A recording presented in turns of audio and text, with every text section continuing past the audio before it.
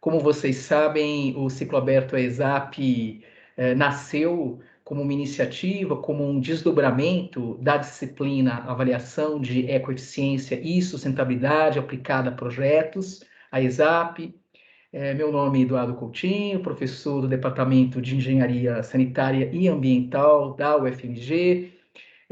Gostamos sempre de reforçar que esse projeto é um projeto de extensão universitária, um projeto voluntário, devidamente registrado no centro, né, de extensão da Escola de Engenharia da UFMG, ligado à Pró-Reitoria de Extensão, contando aí com parcerias de duas instituições da organização civil, né, Organização da Sociedade Civil, a AGDS, Associação de Desenvolvimento Sustentado, e a Catalisa, Rede de Cooperação para a Sustentabilidade, como iniciativa aqui, né, do próprio DESA, o departamento a qual eu faço parte.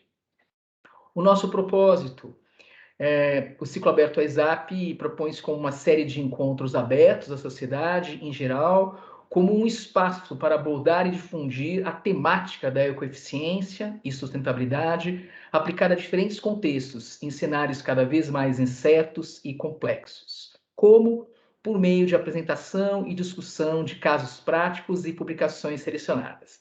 Portanto, como a maioria de vocês já sabe, a cada mês teremos um encontro, uma noite de quarta-feira especial, contando aí com convidados. A equipe organizadora por esse projeto de extensão é o Fábio Bianchetti, professor do Cefet Minas, Lindomar Gonçalves, professor da Unifei, campus Itabira, Federal de Itajubá, né? Marcelo Cardoso, colega nosso aqui na UFMG, do Departamento de Engenharia Química, alunas e alunos da graduação e principalmente da pós-graduação, bem como as organizações da sociedade civil que acabo de comentar, não é? A GDS e a Catalisa, ambas aí com uma longa trajetória ligada a meio ambiente, ligada a recursos hídricos, ligado à sustentabilidade. E esse projeto de extensão, sob minha coordenação, procurando cumprir um papel muito importante da universidade pública, que era estar aberta, né, ao diálogo, a parcerias com a sociedade como um todo. O nosso contato, ciclo.aesap@gmail.com. Lançamos, né, no mês passado, o nosso canal, então no YouTube basta procurar como Ciclo AESAP. Nesse canal estamos disponibilizando esses nossos encontros gravados, tá certo? Que seja de interesse aí para difusão do conhecimento, geração coletiva do conhecimento, que é uma das razões desse nosso projeto. Vale recordar que no encontro do mês passado, outubro, contamos aí como convidados, não é? O Paulo Roberto da Silva, professor da Universidade Federal Fluminense, contando com o Fábio Bianchetti como comentarista, nosso parceiro interno aqui do projeto. O Paulo Roberto nos trouxe o tema Um Olhar Socioambiental sobre os Fundamentos da Teoria Econômica, algumas reflexões bastante provocativas com base no livro de sua autoria, Economia, Consciência e Abundância. Esse vídeo encontra-se disponível no nosso canal, como vocês já sabem. Nesse momento, chamamos a atenção, né, já antecipando aqui a divulgação do nosso encontro do Ciclo Aberto à ESAP do mês de dezembro, 15 de dezembro, pontualmente a partir das 19 horas. Então, temos aqui o tema Avaliação de Ciclo de Vida, ACV, aplicada à indústria e gerenciamento de resíduos sólidos urbanos. A nossa convidada é a Karina Cubas do Amaral, do Instituto E17. Ela é uma profissional da área ambiental, com especialização justamente aí na aplicação da ACV para diferentes contextos. Então, o que a gente está alinhando, ela provavelmente vai estar trazendo 2 estudos de caso para a gente conversar no encontro de dezembro, um voltado à indústria, outro aí aos resíduos sólidos urbanos. Vamos contar como comentarista, que também é nosso convidado e faz parte aqui da equipe organizadora, o Lindomar Gonçalves, professor da Federal de Itajubá, campus Itabira. Então, estejamos atentos. Finalmente, trazemos então, né, o tema amplamente divulgado, aplicação de um modelo para economia circular no Brasil, o nosso encontro de hoje, nosso encontro de novembro, com o professor Marcelo Araújo, da Escola Nacional de Saúde Pública, Fiocruz. Contamos igualmente também convidada a Larissa Couto, como comentarista do nosso programa de pós-graduação em saneamento, meio ambiente e recursos hídricos. Larissa já fez o nosso curso, né, a disciplina de avaliação de ecoeficiência e sustentabilidade, e é uma alegria contar também contigo, Larissa, para esse encontro. Agradecemos ao Marcelo Araújo a disponibilização do tempo, né, de estar aqui com a gente, partilhando um pouco da sua experiência. Rapidamente a dinâmica do encontro, que a maioria de vocês já conhece, essa breve abertura, né? Logo na sequência eu vou passar aqui a palavra para o início da apresentação do tema central, que vai continuar sendo gravado. Então, o nosso convidado, o nosso palestrante, professor Marcelo Araújo, que vai ter um tempo disponível aí de 30 a 50 minutos aproximadamente, seguindo de breves 10 minutos da Larissa Couto como comentarista. Vamos, nesse momento, né, a Larissa vai devolver a fala para mim, eu vou finalizar essa primeira etapa do encontro gravada, e a gente vai abrir aí a participação ampla do público de modo não gravado, ficaremos totalmente à vontade para trocarmos ideias, conversarmos, contribuições, perguntas, e no final eu pretendo fazer uma breve síntese, né, das discussões de hoje e um rápido fechamento.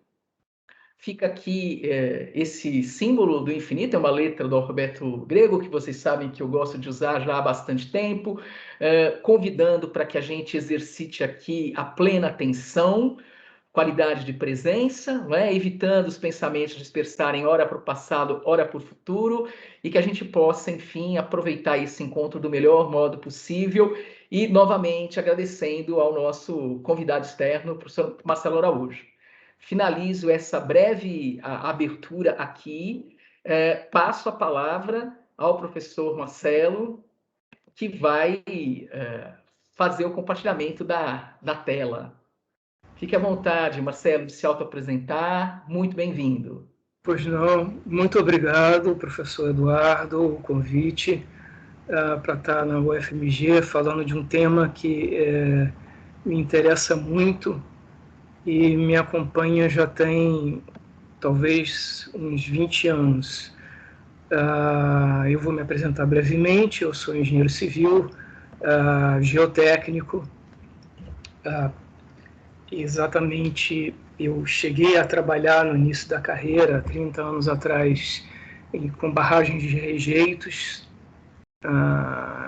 inclusive até em Minas, diga-se de passagem,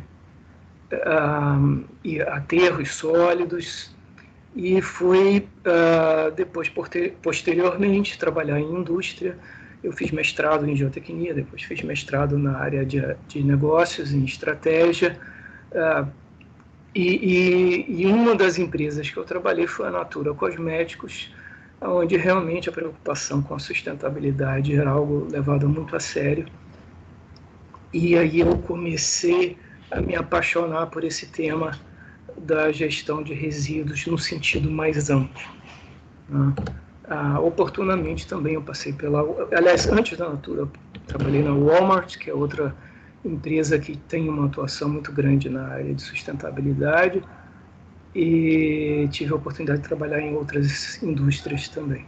Eu fiz o doutorado um pouco mais tarde, em planejamento ambiental, na COP, toda essa experiência acadêmica foi na COP, e tive a oportunidade também de estar na Universidade de Dresden, no departamento de Abfallwirtschaft, que é a gestão de resíduos sólidos, e também trabalhei num projeto muito grande da União Europeia ligado à gestão do ciclo de vida das substâncias em si, né, aos riscos associados com a recuperação desses materiais e substâncias. Então, mais uma vez, obrigado, professor Eduardo. Eu vou compartilhar aqui a tela com vocês para fazer uma breve apresentação. Vocês estão vendo a tela? Positivo, já está aparecendo para a gente, Marcelo. Pois não. Eu estou hoje na Escola Nacional de Saúde Pública, no Departamento de Saneamento e Saúde Ambiental, onde a gente trabalha basicamente com um curso ligado, associado com gestão urbana e saúde. Talvez por isso a minha visão seja também muito associado à geração de recursos dentro da cidade, né?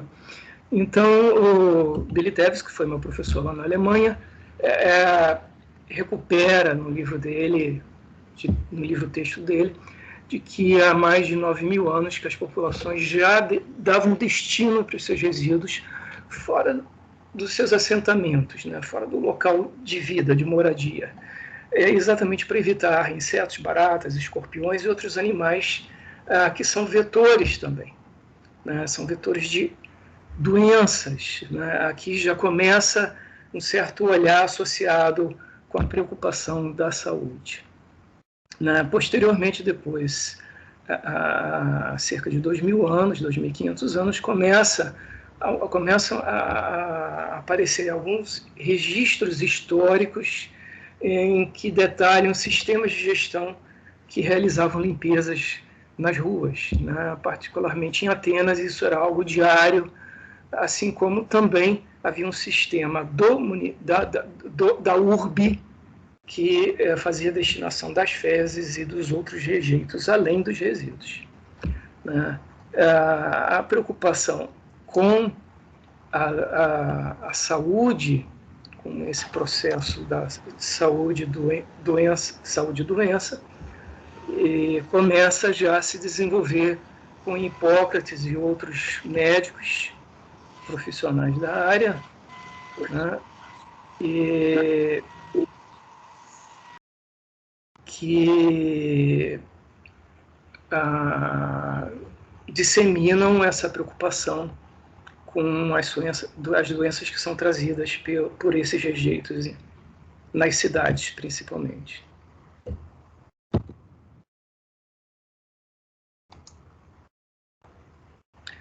Aqui vocês estão vendo,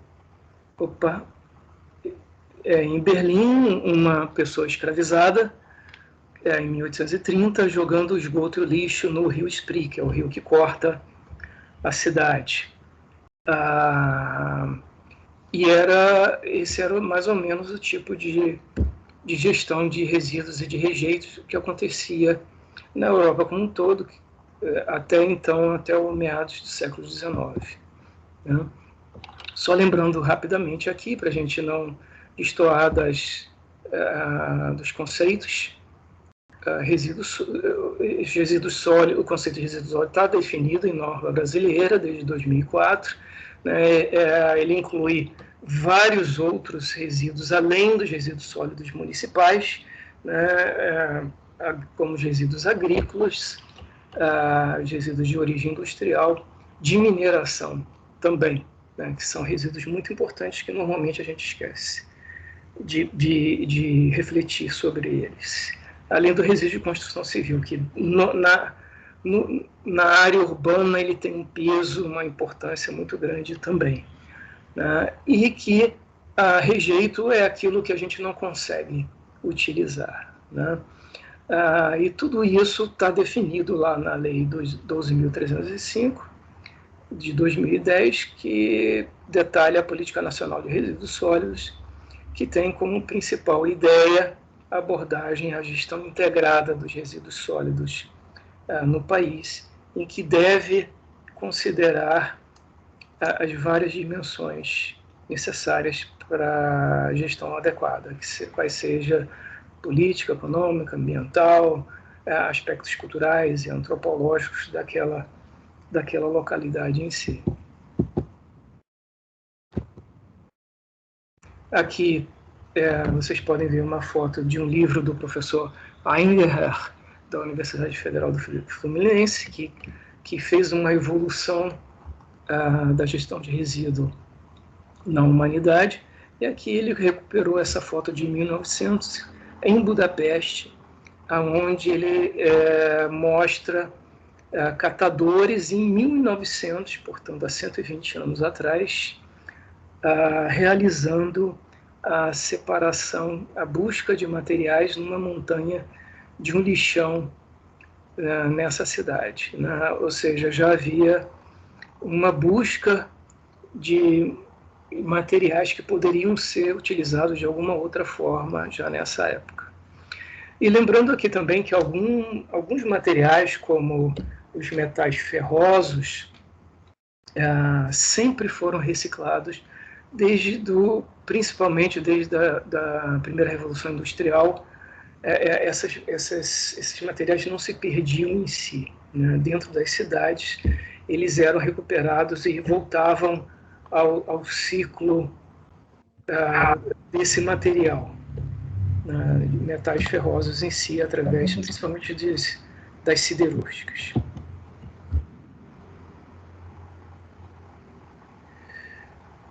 A partir do final da Segunda Guerra Mundial, então, o aumento da população nos países desenvolvidos e da demanda de bens de consumo levou a uma geração de resíduos exponencialmente crescente. Novas necessidades de consumo foram criadas e novos materiais foram desenvolvidos, causando uma maior complexidade para o sistema. Entende-se novos materiais com novas substâncias e novos materiais feitos dessas substâncias. E cada substância dessa, muitas vezes, nas últimas décadas, né, por exemplo, se produzem materiais que são muito complexos, né, compósitos, mistura de materiais que demandam tecnologias muito específicas para o seu tratamento e trazem uma dificuldade muito grande para a segregação desses resíduos em si. Há, então, uma demanda de uma cadeia de matérias-primas e insumos diretos e indiretos,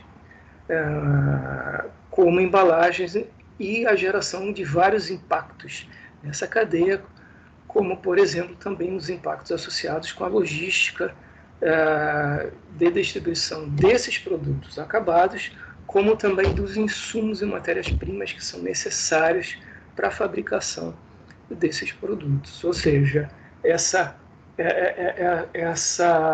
amplitude, esse aumento dessas novas necessidades geraram uma carga gigantesca de impactos em cadeias que são cada vez maiores, né? E que hoje estão distribuídas pelo planeta inteiro, né? Quando a gente pega um celular tem componentes e partes que vêm de diversas diversas localidades no mundo, o que gera uma cadeia gigantesca de logística para que esse produto seja feito e depois distribuído, né?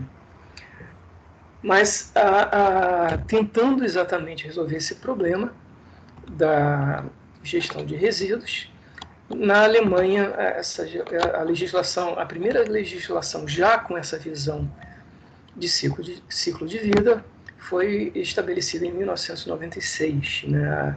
A Kreislaufwirtschaft, que Kreis é exatamente ciclo, né? Eles já tinham exatamente essa visão da cadeia dos ciclos e da recuperação dos materiais. E a partir, então, de 96, se estabelece uma base legal para o desenvolvimento da reciclagem e da recuperação dos materiais. Mais ou menos na mesma época, o Japão iniciou a sua própria legislação, em 1991, com uma lei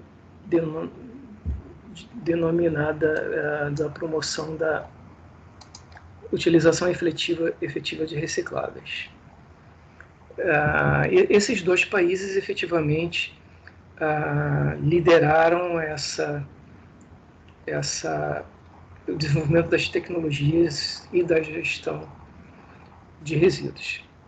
Mas existem várias limitações, né, para esses tratamentos que existiam no início, né? Há 20 anos, nessa época, no início da década no final da década de 90, no início dos anos 2000. Os aterros sanitários, eles ocupam áreas que permanecerão contaminadas por séculos.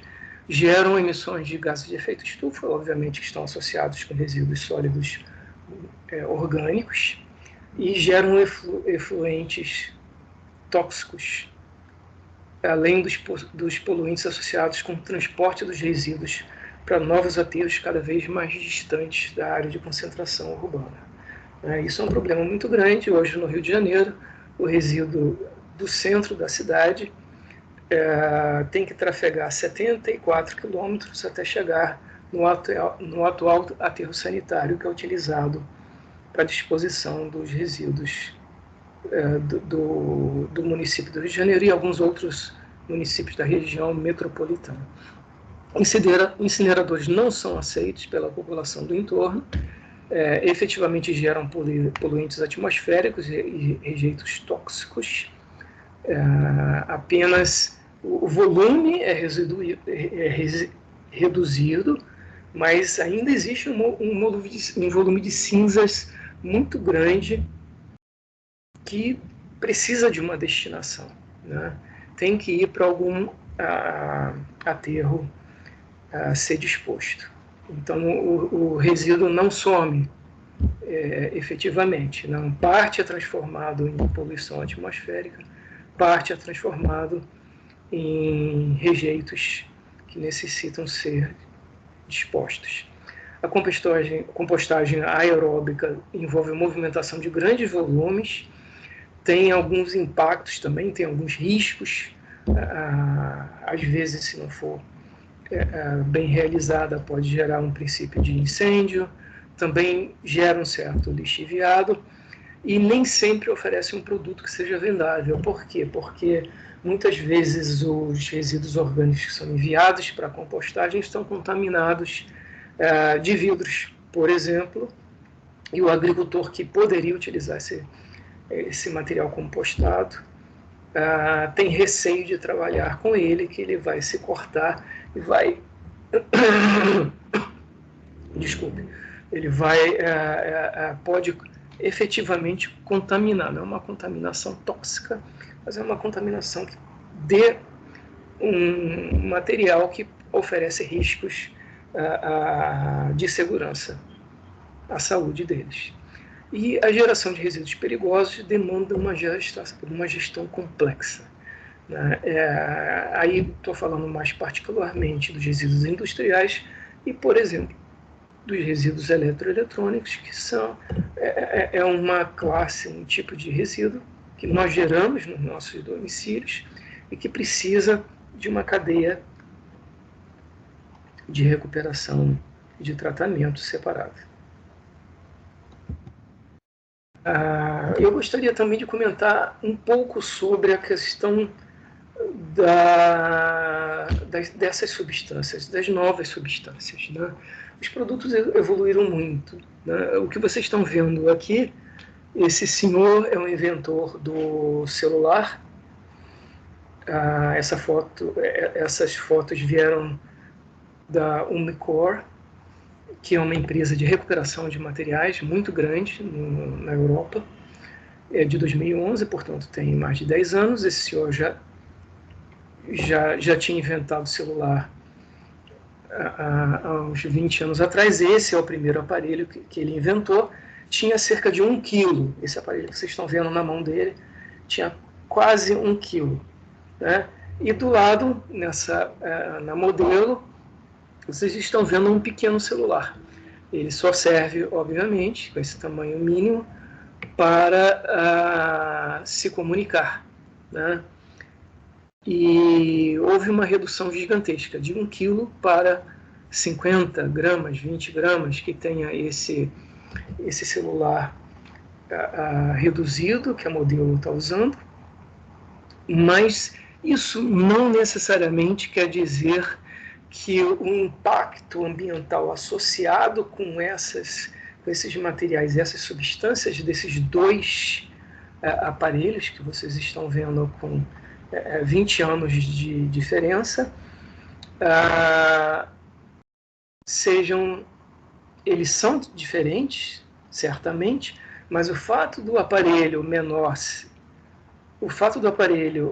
que a modelo está utilizando ser menor não quer dizer que ele gere impactos ambientais menores do que o aparelho que o inventor do celular criou 20 anos antes. Porque essas novas substâncias oferecem e demandam tratamentos muito mais complexos e possuem toxicidades muito maiores. Toxicidade, teratogenia, mutagênese são aspectos que afetam a saúde humana e dos ecossistemas também, e que estão associados não só com a gestão dos resíduos, mas principalmente, porque a maior parte da população não tem noção disso, não tem ciência disso, com a extração desses recursos naturais. Então, é na mineração que existe um maior impacto desses produtos em si. Aqui vocês estão vendo o aterro de Gramacho, uma visita que eu fiz em 2010. Não era um aterro exatamente um aterro sanitário, né? Não poderia ter, de acordo com as normas e com a legislação da maior parte dos países, não é possível ter pessoas, catadores, em aterros sanitários. Era um aterro controlado, havia cobertura com a camada de solo, de material, mas haviam pessoas trabalhando lá. Literalmente é uma visão do inferno, né? É algo chocante. Esse aterro ele foi descomissionado alguns anos atrás e hoje existe operando no Rio de Janeiro o aterro de Seropédica, que fica a 70 e poucos quilômetros do centro da cidade. Em Brasília esse processo aconteceu também. Havia um aterro controlado em Brasília até pouco tempo atrás. Houve um atraso muito grande, como vocês todos sabem, no fechamento desses aterros controlados e na abertura de aterros sanitários adequados. A inclusão dos catadores é um problema muito importante, é uma oportunidade social, gerar receita, gerar inclusão social de pessoas que estão fora do mercado de trabalho, porque não tiveram acesso à educação, não tiveram condições de estudar, o que é algo que só existe, obviamente, em países em desenvolvimento. Quer dizer, tem alguns países supostamente desenvolvidos que têm catadores, infelizmente, mas no norte da Europa é algo muito raro. E existe no Brasil, particularmente, que eu tenho acompanhado algumas cooperativas de catadores, nós temos feito alguns trabalhos de apoio a cooperativas aqui no Rio de Janeiro, e tem uma oportunidade muito grande de dar uma inclusão social para essas pessoas. Mas isso precisa ser feito com segurança para esses trabalhadores e sem risco de contaminação dos materiais recuperados, obviamente. Isso é algo que não está regulado ainda na prática no Brasil, mas em outros países isso tem sido trabalhado e reduzido também, né? A China se destacava A China que tinha 6 milhões de catadores até, segundo o Agamutu, em 2010. O Agamutu hoje é o principal editor da Waste Management, uma revista especializada em gestão de resíduos, europeia. E ele estimava que na China tivesse cerca de 6 milhões de catadores, na Índia 1 milhão, no Egito cerca de 1 milhão também, quase 1 milhão, e eles eram denominados, ou ainda são denominados Zambalém, e eles reciclam e reusam 80% de resíduos gerados, o que é um percentual altíssimo, né? É um percentual grande da população que não participa do mercado formal de trabalho, das atividades industriais, do setor terciário, e acaba atuando nesse tipo de recuperação dos materiais, né? No Brasil, essas estimativas, nós não temos dados confiáveis, essas estimativas são bastante conflitantes.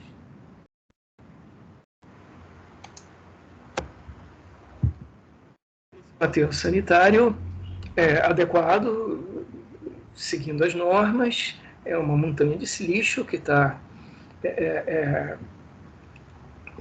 protegida, existem riscos, obviamente, à população do entorno, ao ecossistema, mas, em teoria, os efluentes que saem desse aterro são tratados, as emissões podem ser reduzidas, e existem tecnologias para fazer esse tratamento. Mas é como você simplesmente varrer a tua sala e botar o lixo debaixo do tapete.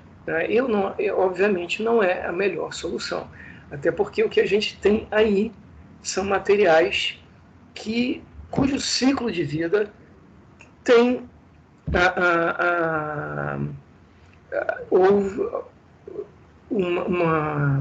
uma expressão, aspectos e impactos ambientais muito grandes, né? Existe energia contida dentro desses produtos, existe materiais que podem ser recuperados de outra forma, utilizados de outra forma.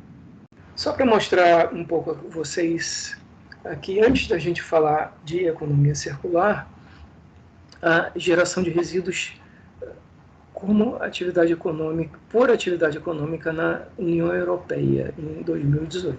Isso é um dado muito recente, do equivalente ao IBGE na Europa, o Eurostat. E aqui vocês estão vendo, então, que o setor de construção civil gera 35,9% dos resíduos na Europa. Aqui são os 27 países da Europa, que inclui alguns países do leste, né, que entraram mais recentemente, nas últimas décadas, que não tem um sistema de gestão de resíduos adequado ainda.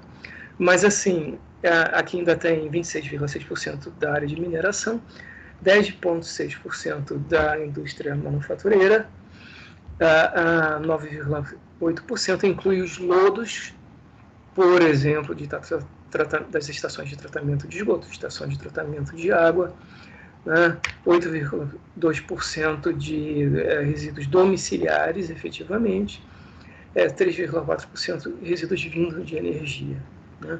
E pouca coisa da agricultura, florestas e atividade de pesca, né? Esse é o perfil da Europa. O nosso perfil aqui no Brasil e de outros países, como Estados Unidos, Austrália, China, Índia, Rússia, é bem diferente. Aqui vocês estão vendo esse detalhamento, a geração de resíduos excluindo a mineração, porque a mineração realmente pode ser tão grande que distorce alguns desses países.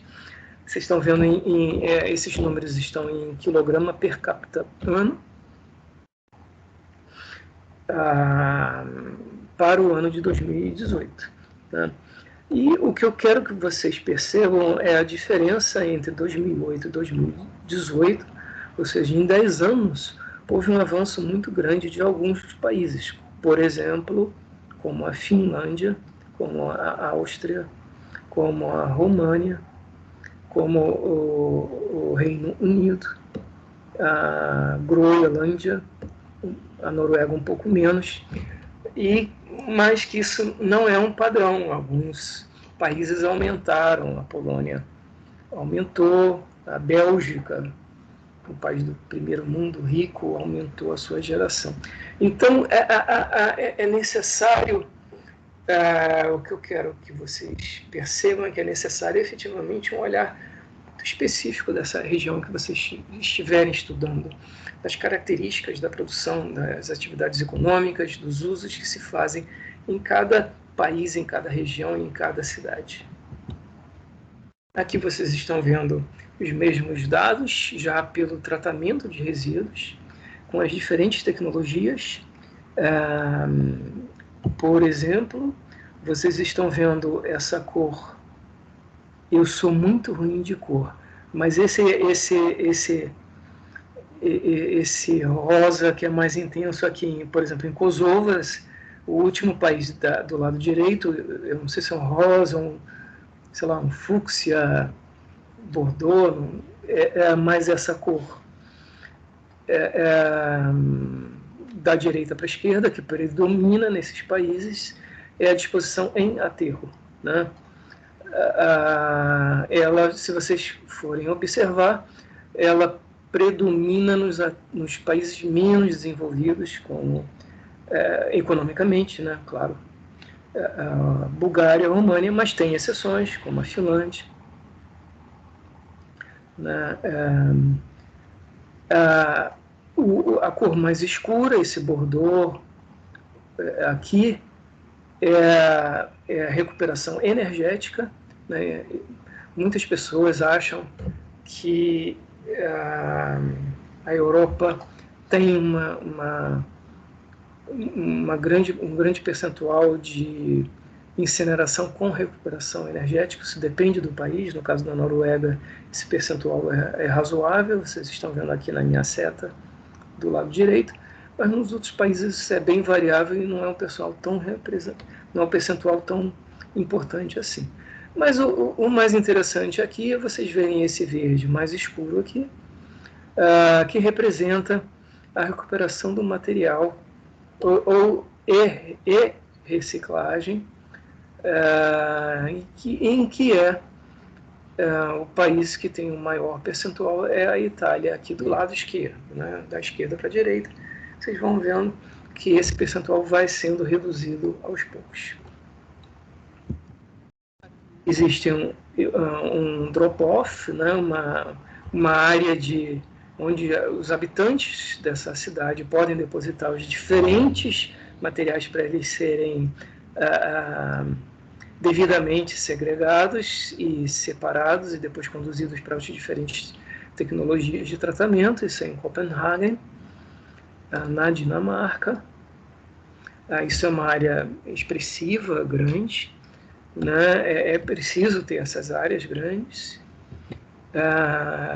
Também gostaria de destacar que existem empresas sociais em vários países da Europa em que determinada parcela da população, no caso, pessoas com alguma deficiência cognitiva, às vezes outros tipos de deficiência também, que não conseguem trabalhar nas atividades econômicas convencionais no mercado, acabam prestando um grande serviço para a sociedade, fazendo a separação desses materiais. No caso aqui, esse rapaz está trabalhando na separação de materiais eletroeletrônicos. Eu tenho a impressão que são aqueles antigos tubos de raios catódicos, né? Está do lado esquerdo dele. Que tinha um percentual grande de chumbo, né? Que exatamente para evitar que as pessoas recebessem a radiação dos raios. Esses vídeos tinham um percentual bastante grande de chumbo. Aqui vocês têm a geração, a hierarquia dos resíduos, segundo a Política Nacional de Resíduos Sólidos, Ela não é muito diferente de vários outros países, ela segue uma ideia, uma abordagem desenvolvida na Europa, mas a disposição final, efetivamente, deve-se seguir essa prioridade, onde a disposição final deve ser a última possibilidade a ser pensada, né? E a não geração, a primeira a ser realmente pensada. E isso é uma mudança cultural nossa, dos consumidores, muito grande, dos designers dos produtos, né? Também muito grande, que isso essa mudança cultural tem que ser feita, inclusive nas próprias faculdades de engenharia, todas as engenharias, e principalmente a engenharia de produção, para evitar que tenhamos, então, um grande volume de resíduos sendo gerados e perdidos, né? Podem ser várias ferramentas e incentivos sendo utilizados para incentivar a coleta seletiva e a separação na fonte dos resíduos, como, por exemplo, altas taxas de impostos, taxas econômicas, financeiras, que são utilizadas em alguns países no norte da Europa para evitar que esses resíduos sejam dispostos em aterros sanitários ou enviados para incineração. Assim como incentivos econômicos para a cadeia de reciclagem, que podem ser maiores se ocorrer um upcycling, né? Se eu der uma destinação economicamente mais interessante para aquele material, ou downcycling, mas com estabilidade, que esses incentivos sejam permanentes, né? Para essas empresas não abrirem e fecharem, o que gera um problema muito grande, né? Assim como capacitação para as cooperativas de catadores também. Mas só a reciclagem não resolve essa questão do uso eficiente dos materiais, né? A economia circular, então, começa a ser desenvolvida lá na década de 90, algumas ideias, e a diretriz da economia circular europeia, da União Europeia, começa a sugerir compras públicas sustentáveis, onde o comprador das instituições governamentais, que tem um grande poder de compra, vão preferir comprar um produto que seja mais sustentável do que um produto que é menos sustentável e mais barato, né? Aí existe uma legislação que permitirá que esse comprador tome essa decisão, assim como novos modelos de negócio. E isso, sim, é muito importante ressaltar, né? Como leasing, virtualização, o reparo dos produtos, a reforma, principalmente de habitações, né, na área de construção civil, compartilhamento de produtos, e começam a aparecer várias outras oportunidades, novos modelos de negócio, onde a eficiência dos recursos é muito maior do que o modelo anterior. De novo, a melhor alternativa é a não geração.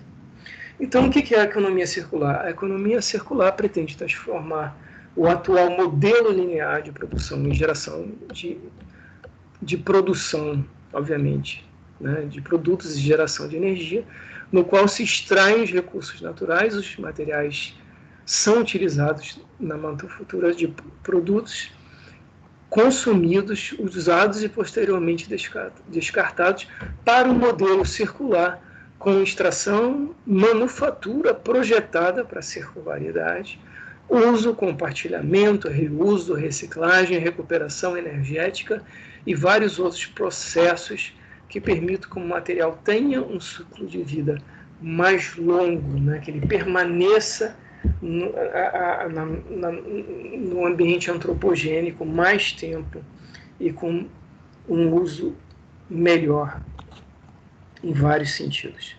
A proposta da economia circular na União Europeia é lançada em 2015, formalmente, né, mas em vários países já estava sendo desenvolvida, com o título de Sociedade Eficiente em Recursos, para uma indústria da reciclagem sustentável.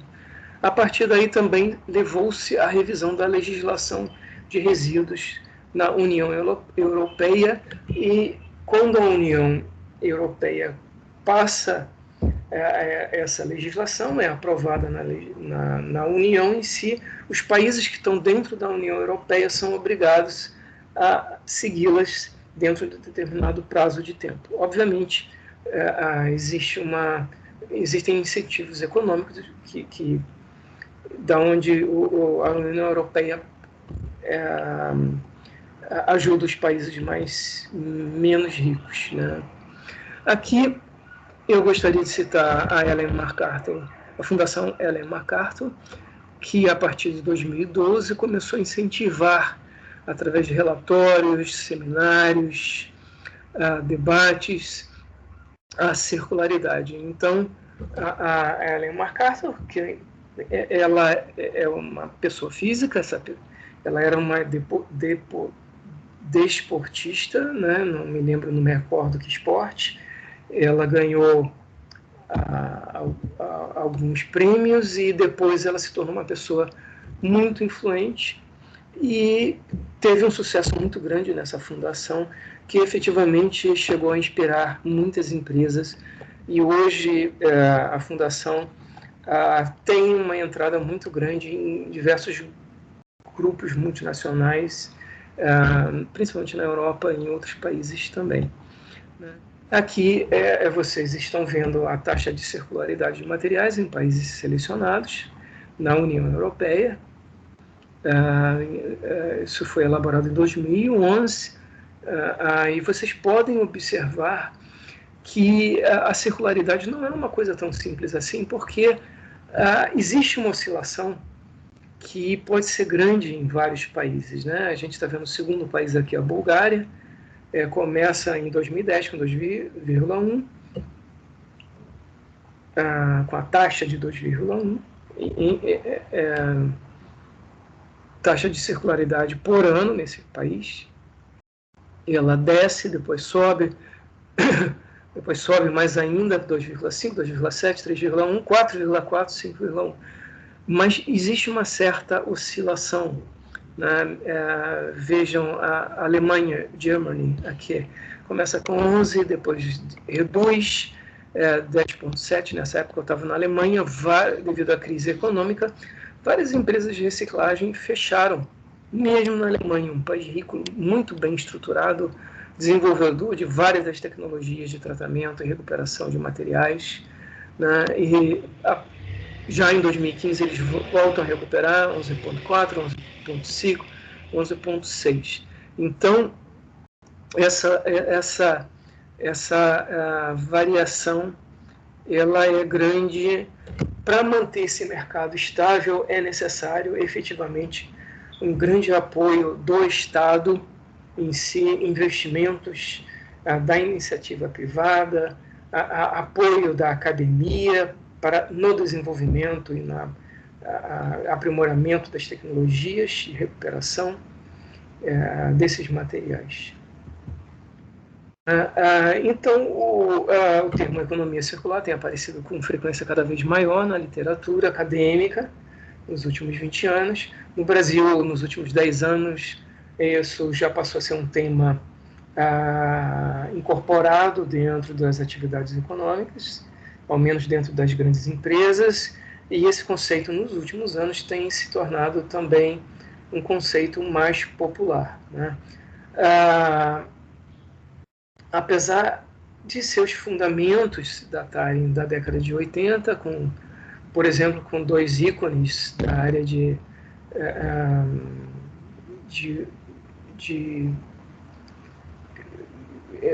eu vou chamar engenharia ambiental, mas obviamente eles são até mais idosos do que eu, eles não se formaram em engenharia ambiental, mas nem sei qual é a formação deles, mas isso permeia todas as engenharias.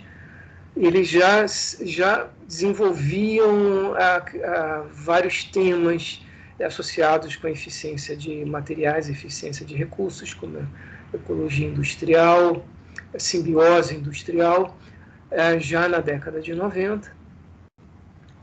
mas a economia circular ainda é um conceito de disseminação recente, sendo necessária uma reflexão sobre sua origem e real propósito hoje em dia. A gente tem essa oportunidade de discutir hoje no Brasil e de uma forma bastante científica sobre efetivamente o que está sendo, quais são os impactos que estão sendo reduzidos e quais são os aspectos sociais que estão associados com a economia circular. Na natureza, os ciclos são frequentes e, salvo ações antropogênicas, não há resíduos. Tudo é aproveitado. O que se procura na economia circular é essa circularidade, onde os materiais circulam nos sistemas industriais, em diferentes ciclos econômicos, diferentes indústrias, de forma análoga aos ecossistemas naturais. E os subprodutos de um processo se tornam matéria-prima em outro processo, e o conceito de resíduo deixa de existir. Né?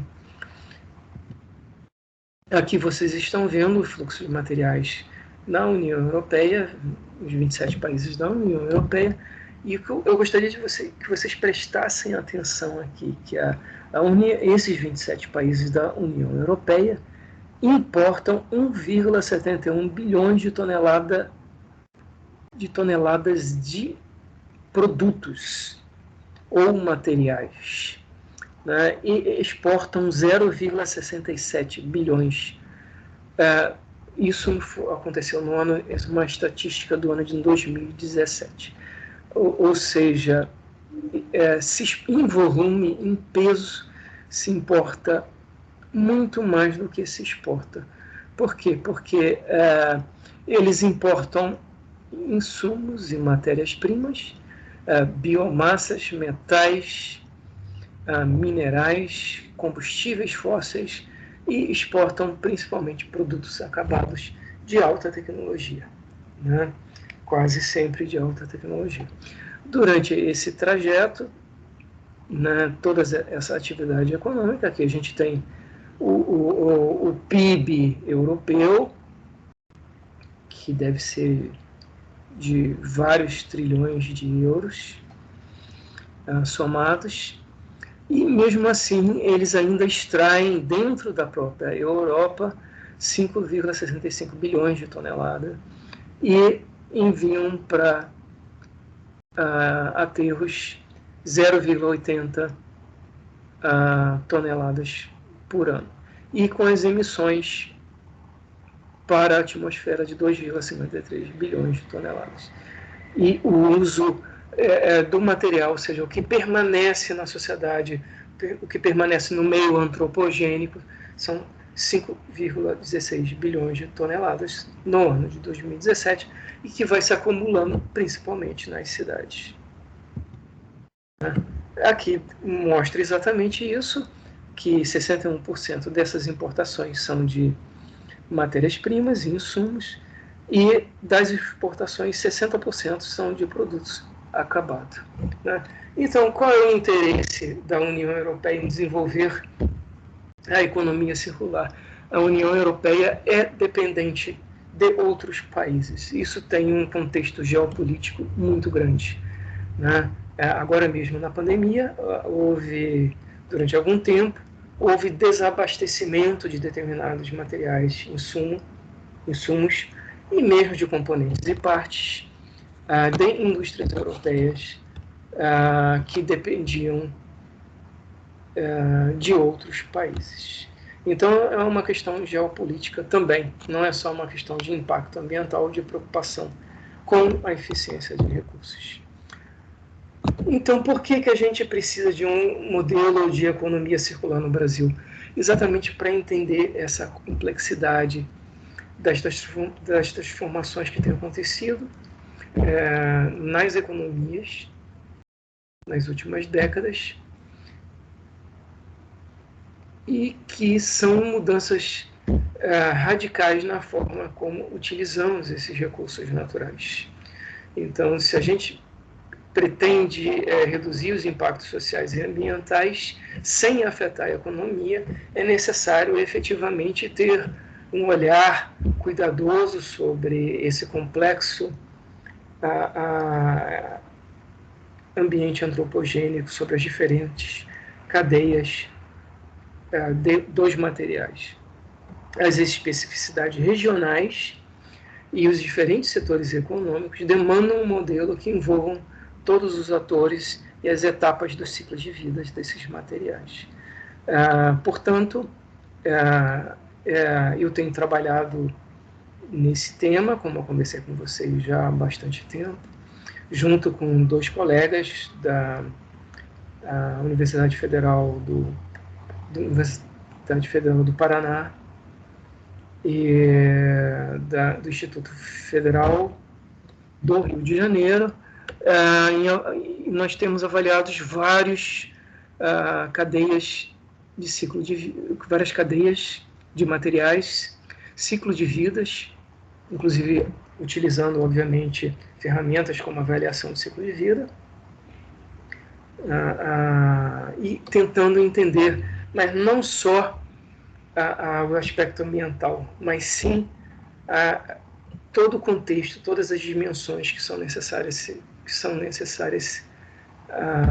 serem analisadas para que efetivamente esses ciclos sejam ciclos positivos. Então, a gente entende que o modelo tem essa função de permitir que todas essas dimensões sejam analisadas adequadamente, né? O Kohorner, um colega europeu, ele destaca que a economia circular tem essa perspectiva visionária, tem conotações positivas, metas nobres, tem chamado a atenção, inclusive na mídia, mas que o conhecimento acadêmico sobre a economia circular ainda apresenta desafios conceituais, né, e que ainda é pouco aprofundado. Veja bem, a gente está falando de uma citação de 2018, né? Essa realidade é bastante atual, né? E os autores assim aditam que existem diferentes visões de economia circular e que, na sua maior parte, eles ainda estão muito focados nos aspectos dos fluxos de materiais e energia, não realizando a conexão com aspectos de negócio, gestão organizacional e administração. E ainda adito aqui, principalmente, eu estou numa cadeira na área de saúde, eu tenho que incluir aqui, embora ele não tenha citado, os aspectos sociais e de saúde humana também. Então, a gente propõe, baseado numa revisão de vários modelos que a gente fez na literatura acadêmica, em white papers publicado pelos setores econômicos, a gente propõe um modelo econômico, um modelo de economia circular para o Brasil, no qual a primeira camada refere-se ao arcabouço legal. Eu quero enfatizar exatamente essa questão da legislação. A legislação é extremamente importante, né? Eu vou falar depois das várias dimensões que a gente engloba, mas a legislação naquela região, naquele país, ela é extremamente importante. Se ela não estiver efetivamente sólida, se ela não estiver regulada, a economia circular não vai acontecer, né? Cabe ressaltar que nos países onde a economia circular tem se destacado, particularmente na União Europeia e no Japão, e mais recentemente na China, foi fundamental criar uma estrutura legal que pudesse viabilizar a economia circular, né? A China recentemente fez uma legislação também específica para a economia circular, e a China tem feito avanços fenomenais na eficiência de recursos. Então, os 4 quadrantes internos, as 4 dimensões que a gente acha que devem ser analisadas separadamente e detalhadamente para cada setor econômico, para cada material específico, são constituídos a partir de 2 eixos principais, do nível micro para o nível macro e dos aspectos organizacionais para os aspectos técnicos. A gente desenvolveu esse modelo baseado em um modelo sugerido pela Agência Ambiental Europeia, em 2017. Né? Então, a dimensão 1 seriam as características dos materiais ou resíduos, volumes gerados, periculosidade dos materiais, viabilidade de ação, ações de redução da geração, de reuso, de tecnologia de reciclagem, recuperação energética, alterações na qualidade do material, perdas nessa qualidade, perdas quantitativas nos processos. A própria logística também acontecem perdas durante a logística. Dimensão 2 seria a estrutura organizacional e social das cadeias, o papel das instituições do Estado, empresas de gestão de resíduos, possíveis usos econômicos para os materiais secundários, certificações corporativas, certificações cooperativas de reciclagem, articulação entre os atores. A dimensão 3, aspectos econômicos, regulatórios e de governança. Quais são as agências que têm que regular essas diferentes cadeias ou esses diferentes setores econômicos, quem faz a fiscalização, como ela é feita, financiamento desses setores, dessas cadeias, tributação, incentivos fiscais e tributários. E a dimensão 4, finalmente, que é a infraestrutura necessária para essa logística e tratamento dos materiais, de forma que não aconteçam impactos no meio ambiente com as emissões e efluentes dos processos de tratamento e da gestão logística, créditos ambientais na redução dos impactos e na produção dessas matérias-primas. Então, aqui eu queria mostrar para vocês, já terminando basicamente a apresentação. Eu acho que eu estou completando 1 hora agora.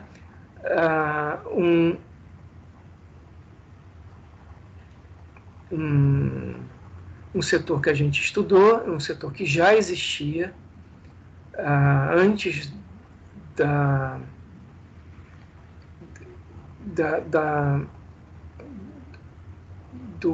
dos atuais acordos setoriais, né, que foram estabelecidos, que foram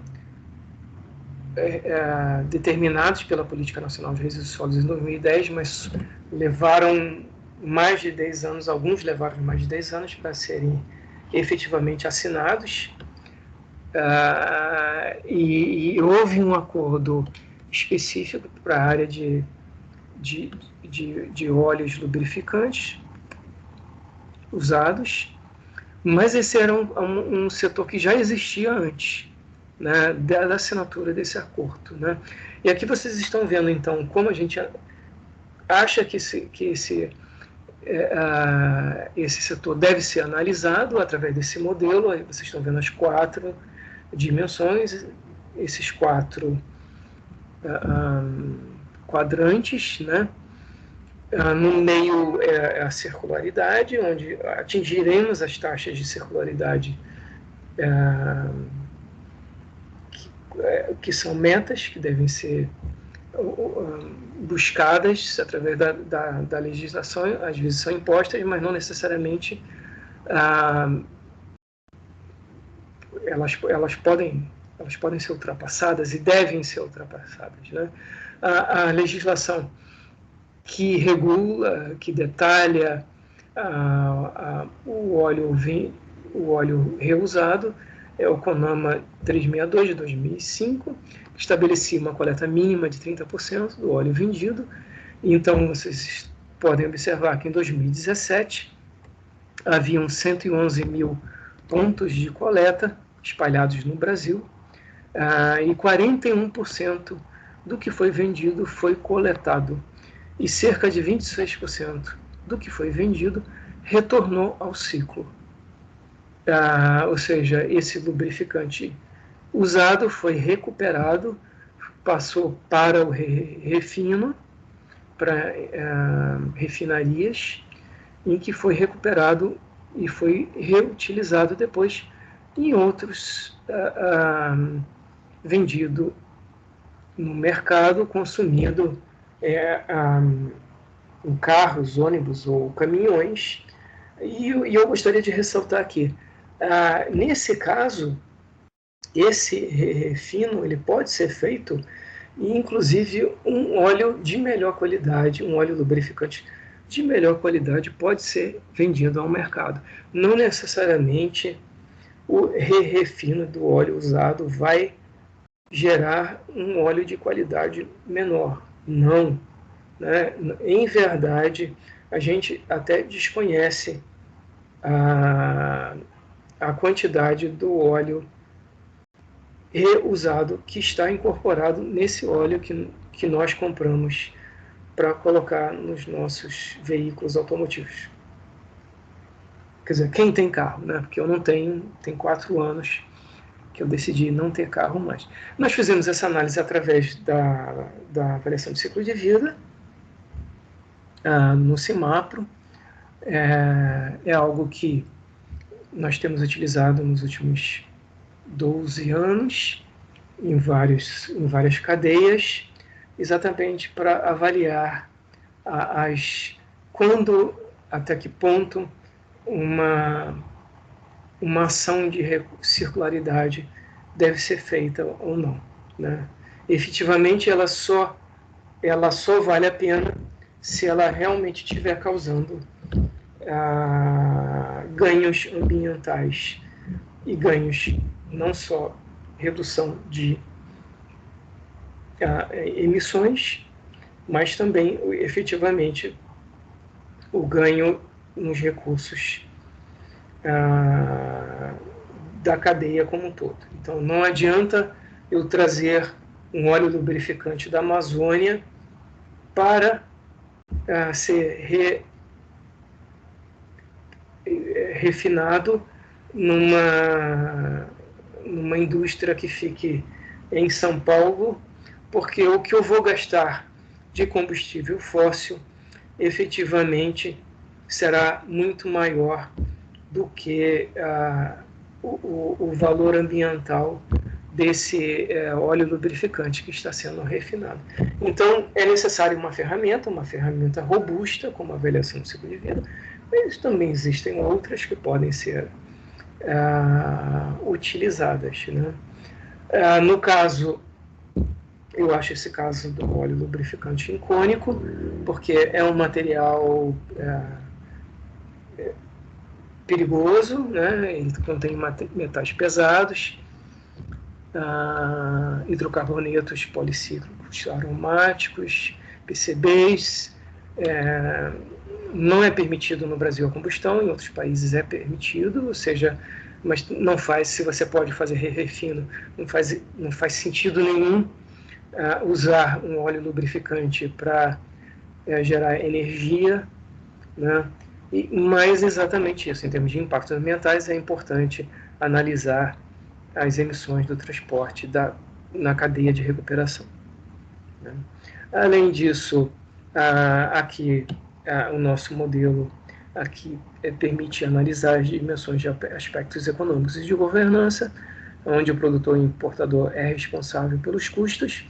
A regulação é feita pela Agência Nacional do Petróleo, portanto é uma cadeia muito curta, onde tem um órgão fiscalizador que tem uma importância regulatória relevante, econômica relevante também.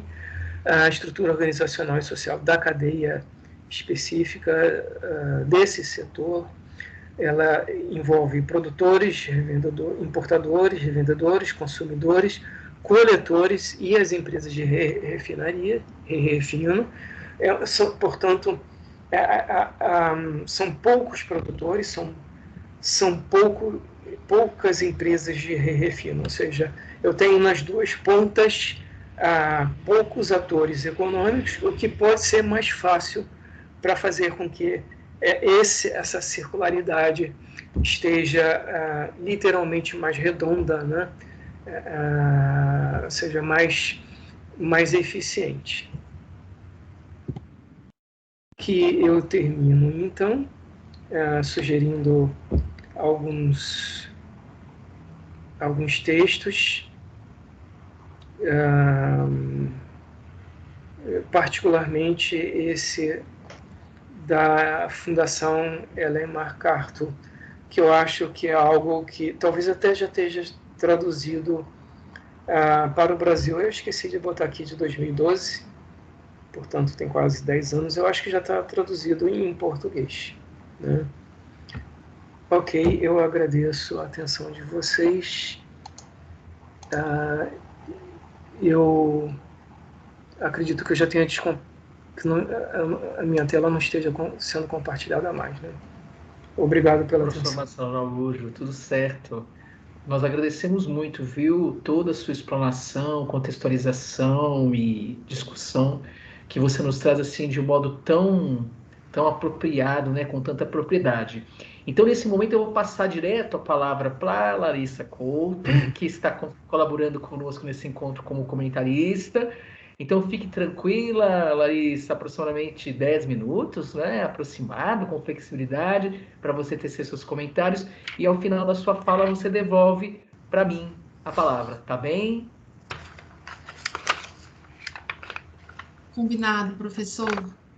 Boa noite a todas, a todos.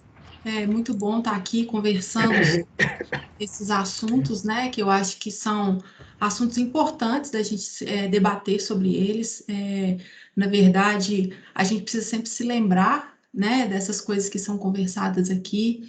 É claro que o professor Marcelo trouxe muitas informações importantes, esse próprio modelo, né, que ele estudou com os colegas, é algo que mostra para a gente caminhos, né, a partir de dados levantados e hipóteses testadas, né, ou com o intuito de serem testadas, mas é muito importante a gente perceber o quão próximo e como que isso tá dentro da nossa realidade, né? Muitas vezes a gente conversa sobre alguns assuntos como se nós estivéssemos destacados daquela situação e como se aquilo não fizesse parte do nosso dia a dia, né? Então, essa economia circular, às vezes o nome, né, parece uma expressão um pouco, nossa, mas o que será isso, né? Eu não entendo muito de economia, o que é o circular?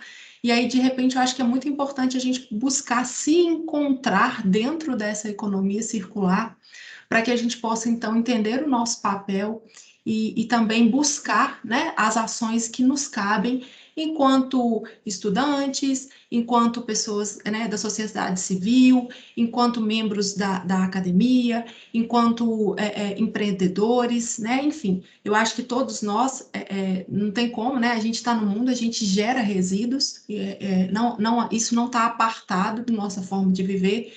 E aí é importante a gente pensar sobre isso, né? O professor trouxe, inclusive, essa questão, né, do economia circular, que ela é um conceito em que né, a ideia do conceito de resíduo, a princípio, ela deixa de existir, né?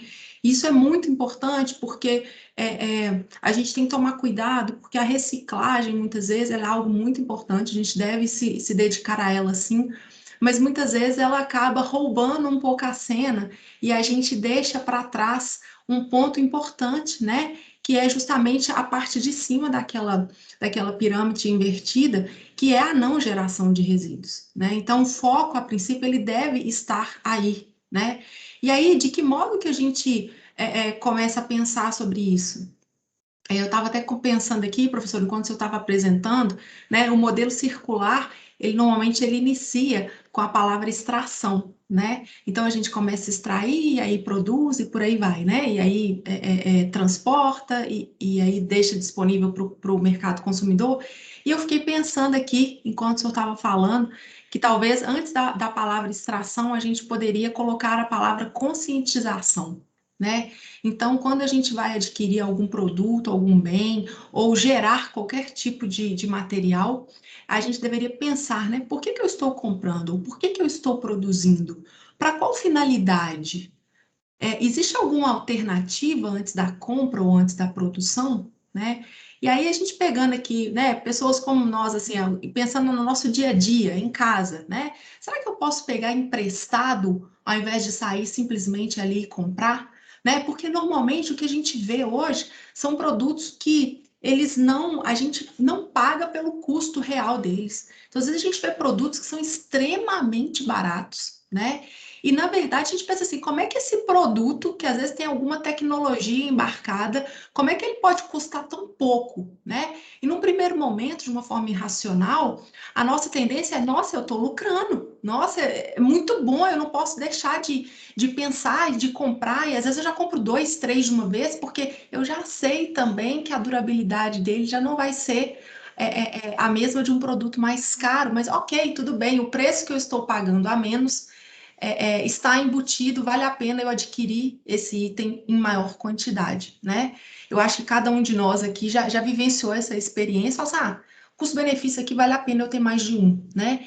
E aí, nós estamos, inclusive agora, né, gente? Hoje é 17 de novembro, nós estamos chegando aí num processo que o mundo inteiro está entrando, que é a famosa Black Friday, né? Que aí já vira, nem é mais a semana, nem o dia, é o mês inteiro, né? Então, já tem empresas que iniciou novembro, elas já estão anunciando 1000 coisas e que muitas vezes a gente nem para pensar se a gente de fato precisa, né?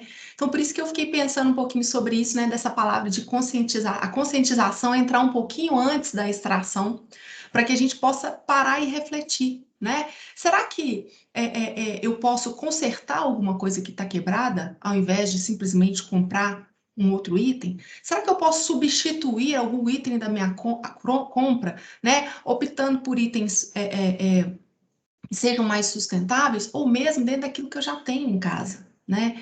Então, assim, vou pegar um exemplo aqui para que a gente possa conversar de coisas concretas, né? Então, existe um movimento aí da mudança de alimentação, por exemplo, né?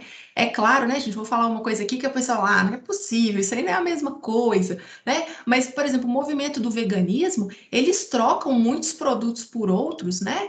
E outro dia eu vi, né, um creme de leite à base de inhame, por exemplo, né? Às vezes a gente para e pensa, não, mas não tem nada a ver, o sabor não é igual, a consistência não é a mesma, mas a gente vê, inclusive muitos chefes, assim, eu já vi pratos super bonitos, ainda não tive a oportunidade de experimentar, e que você vê que aquele produto que é muito processado, que é muito industrializado, né?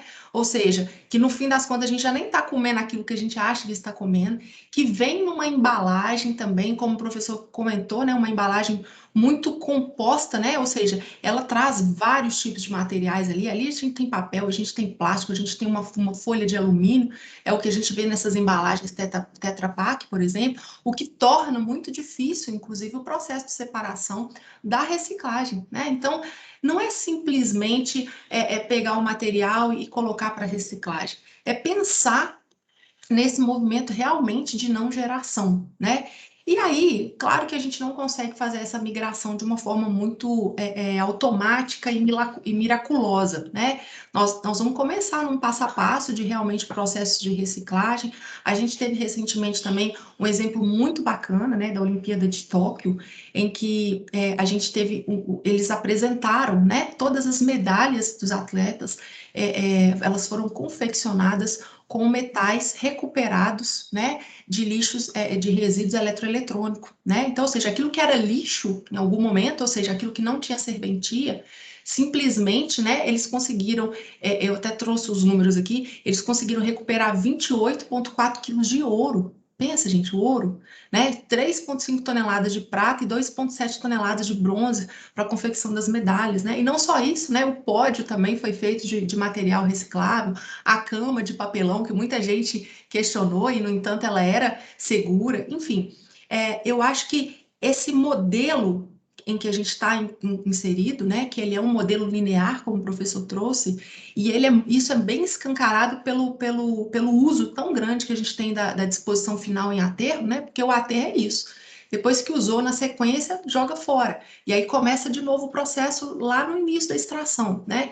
Então, essa disposição, essa solução que a gente vê na disposição em aterro, e olha que quando é aterro ainda tá bom, né, gente? Porque a gente tem uma realidade, pelo menos no Brasil, muito grande de descarte em lixões, né? Em locais completamente inapropriados, a céu aberto. Então, isso mostra para nós de que modo a gente está vivenciando a nossa vida, fazendo as nossas escolhas. Eu acho que eu fico pensando mais sobre isso, né? Como que essa fala ela traz para a gente muito desse convite à reflexão, né? Então, eu trouxe aqui para a gente conversar um pouquinho, eu vou compartilhar com vocês um vídeo que eu achei muito interessante, e eu acho que ele tem tudo a ver com isso que a gente está conversando aqui. É um vídeo super rápido, tá, pessoal? Não vou tomar muito tempo de vocês, não. É de uma pessoa conhecida. Só um momentinho, por favor. Vocês me falem, por favor, se vocês estão vendo a tela. Sim, sim, já está Sim? aparecendo, Larissa. Eu vou colocar aqui o som, se vocês puderem só me confirmar se estão ouvindo o áudio, ó. Eu fui na floresta Positivo. amazônica, em vários lugares, em vários territórios. Eu ficava envergonhado quando eu tinha que descartar o envelope do sabonete. Quando você terminava de escovar o dente e a sua pasta, seu creme dental acabava, você ficava pensando o que você fazia com aquele invólucro. Se você enrolava aquilo, enfiava no bolso para você levar de volta para o seu habitat de lixo, porque não tinha lixo lá. Um cara que sai de Nova York ou de São Paulo para ir a qualquer lugar do mundo, ele teria que voltar para casa com o lixo dele. Mas ele larga um rastro de lixo no mundo por onde ele passa. Então nós temos um diagnóstico sobre o nosso planeta que sugere que a gente deveria parar de consumir tudo. Tudo. Parar de consumir. A gente já tem coisa demais no mundo. Tinha que parar de fabricar. Principalmente no final do século XX, a ideia de ciência e tecnologia parecia que era uma mesma ação. Isso é um engano. Ciência e tecnologia são coisas que há muito tempo estão correndo em separado. A tecnologia se apropria de processos de conhecimento que a ciência produz. A tecnologia é arrogante. Ela se apropria de processos sociais que foram construídos ao longo de milhares de anos, patenteia um produto e põe aquilo no mercado. Utopia não é ignorar as evidências climáticas, ecológicas, sociais do planeta. Uma utopia deveria incluir todos os problemas. Aí eu imaginei que uma esperança placebo é a cara desse tipo de humanidade falsa que nós estamos coexistindo com ela. Ela faz de conta que vai dar tudo certo. Então, assim, não vamos confundir utopia com esperança placebo.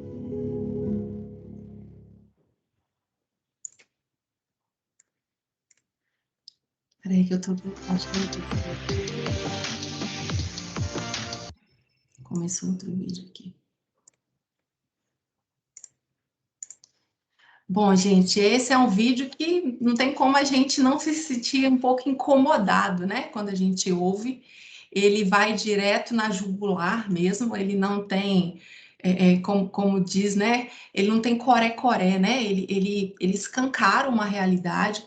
E eu fico pensando até que ponto realmente não é necessário a gente conversar dessa forma, uma vez que as nossas ações, elas estão até muito atrasadas para modificar a situação em que a gente se encontra, né? Eu achei muito legal, só para comentar brevemente, eu acho que o vídeo ele fala por si só, mas eu achei muito legal quando ele fala, né, que o incômodo dele em estar na Amazônia, que para ele a gente sente que é um local sagrado, e aí ele não quer poluir aquele local com algo que é natural, né? Igual ele falou, um invólucro de sabonete, uma pasta de dente, enfim.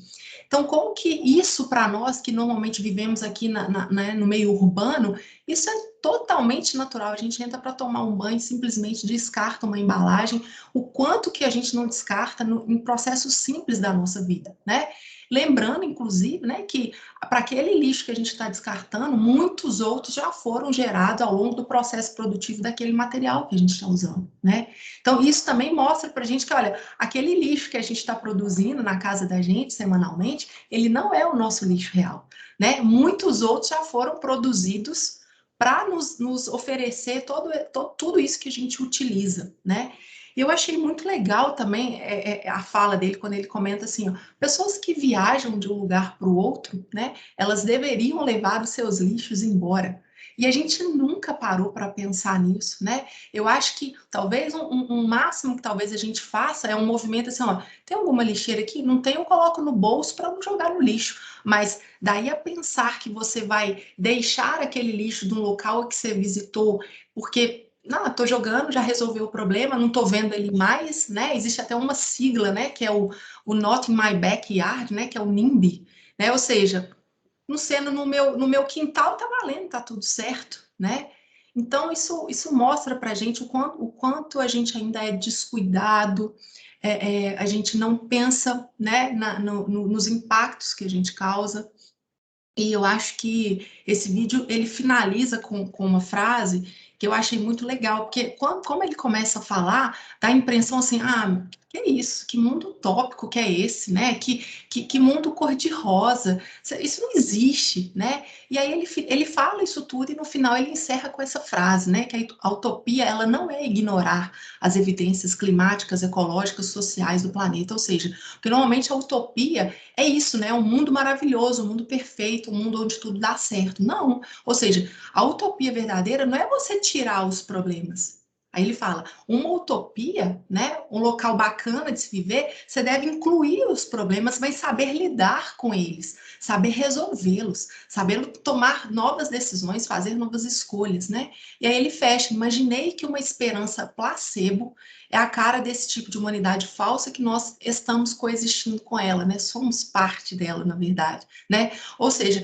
é uma esperança que faz de conta, né? Ou seja, nós da humanidade fazemos de conta que vai dar tudo certo e seguimos existindo e executando e escolhendo e comprando e consumindo, né? De uma forma como se não houvesse problema nenhum, né? E aí ele fala, então não vamos confundir utopia com esperança placebo. Achei isso muito legal, né? E só para fechar, né, a gente pode parar para pensar, outro dia eu vi uma figura que eu achei muito interessante, pessoas de culturas diferentes, países diferentes, elas tiraram foto rodeadas com os lixos, né, com os resíduos que elas produziram, né? Então, assim, normalmente, a gente sabe a diferença entre resíduo, entre lixo, entre rejeito, né? Mas normalmente as pessoas acham que é só lixo, né? E aí, quando você vai ver ali em volta, tem tantas embalagens que num primeiro momento elas foram escolhidas, ou seja, o produto às vezes foi escolhido inclusive pela embalagem, né? E para os grandes produtores, a embalagem é praticamente um insumo.